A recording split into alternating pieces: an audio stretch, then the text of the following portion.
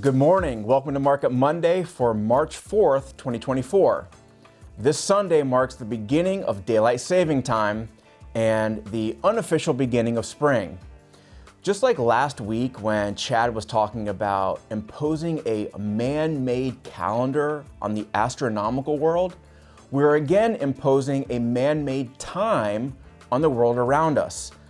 Both of these acts are essentially about controlling time. That got me thinking, if controlling time is so important for daily life, what role does time play for us as investors? Turns out, time is almost everything. From the market peak right before the global financial crisis till now, the S&P 500 stock market is up just shy of 350%. That's about 9.5% per year, including the 56% decline you would have experienced just a few months after the peak.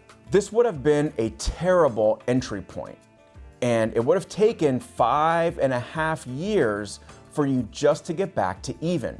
Just a brutal waiting period to be underwater. But all you had to do was control time, or your perspective, your emotions, your resolve in the context of time.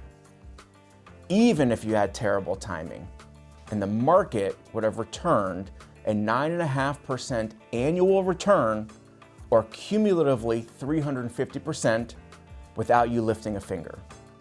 Controlling time, or adapting ourselves to time, to markets, turns out is a superpower, far more important than adjusting for leap years or daylight savings times.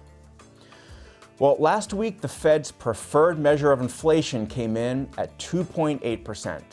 We can see here it's been a steady trend lower over the past 5 months, getting awfully close to the Fed's target. But as Chad said last week, March rate cuts have largely been taken off the table. Next week, we'll report on how this latest inflation reading is affecting future rate probabilities.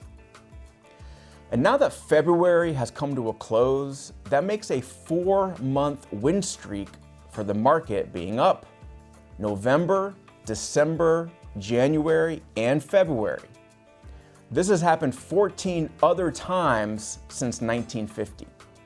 Just history, folks. And it turns out the market was higher in all 14 instances, both for the remaining 10 months of the year and for the next 12 months, as we see here. That's the thing about public markets, stock market investing. It's an act of faith.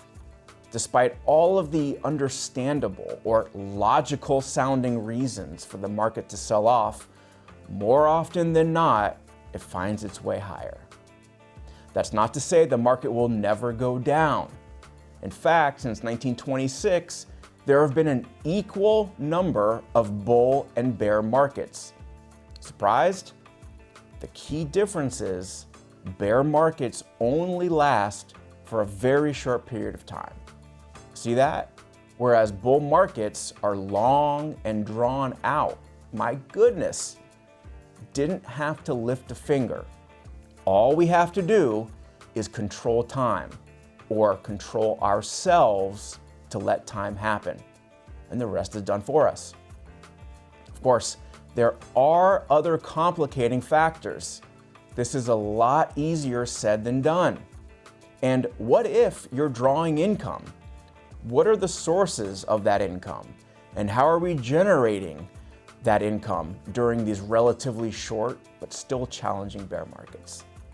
In the meantime, here's a live look at inflation coming all the way down here over the past year. And there's the Atlanta Fed's nowcast for GDP at 3.2%. Have a great week.